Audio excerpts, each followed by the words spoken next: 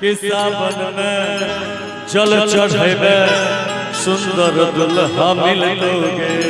मिल गए आम का को मिलते हैं। अब बाबा भोला के कृपा से गोदिया में फूल खिल दोगे। सावन में आ जल चढ़ेबे आ सुंदर कन्या मिलतो रे। सही है में। अच्छा आप लोग में किनकी शादी हो गई किनकी नहीं हुई है ये बताइए। ये जितने कैमरा वाले हैं किनकी शादी हुई है? करने भले इसका हो नहीं करेगा छुदरवा। आप लोगों में किनकी शादी हुई है? हाथ खड़े करेंगे एक बार। कौन कुमारे बम है किनकी शादी हो गई है? 5 गो बियाह कर ले हुआ खत्म कुमार गजब। सावन में आ जल चढ़ेबे सुंदर कन्या मिलतो रे। अब बाबा भोला के कृपा से अंगना में फूल खिलतो रे। बाबा भोला के कृपा से अंगना में फूल खिलतो रे। सावन में जल चढ़ेबे सुंदर कन्या मिलतो रे। सावन में जल चढ़ेबे सुंदर कन्या मिलतो रे। बाबा भोला के कृपा से अंगना में फूल खिलतो रे।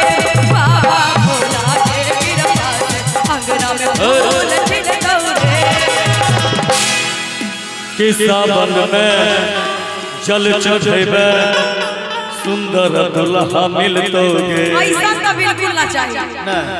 कि सावन में जल चढ़ेबे सुंदर दुल्हा मिल दोगे। कि भोला बाबा के कृपा दिया में फूल खिल दोगे। बाबा बाबा के कृपा दिया में फूल खिल दोगे।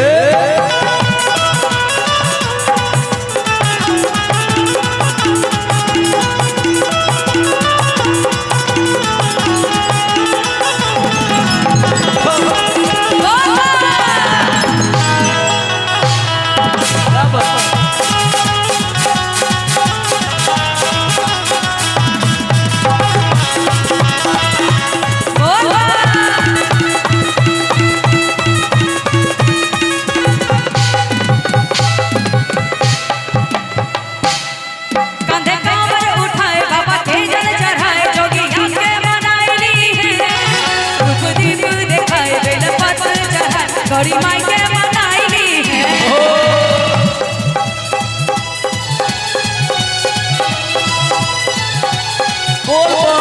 कांधे कांवर उठाए बाबा के जल चढ़ाए जोगिया के मनाइली है। धूप दीप दिखाए बेल पत्र चढ़ाए गौरी माई के मनाइली है। हाथ जिंदगी के चदरिया शिव गौरी सिद्ध तौरे। हाथ जिंदगी के चदरिया शिव गौरी सिद्ध तौरे। बाबा भोला के कृपा से अंगना में फूल खिलतो रे। बाबा भोला के कृपा से अंगना में फूल खिलतो रे। सावन में जल चढ़ेबे निमन दुल्हा मिल दोगे। सावन में जल चढ़ेबे सुंदर दुल्हा मिल दोगे। बाबा भोला के कृपा दुनिया में फूल खिल दोगे। बाबा भोला के कृपा दुनिया में फूल खिल दोगे।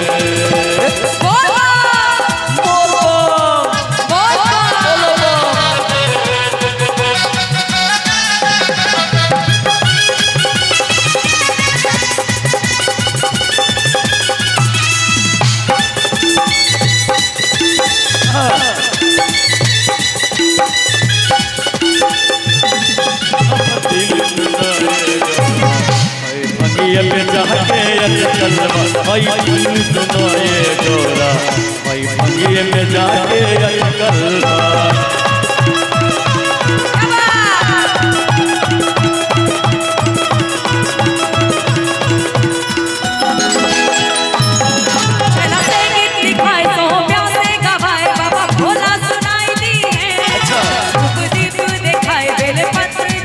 गौरी माई के मनाइली है।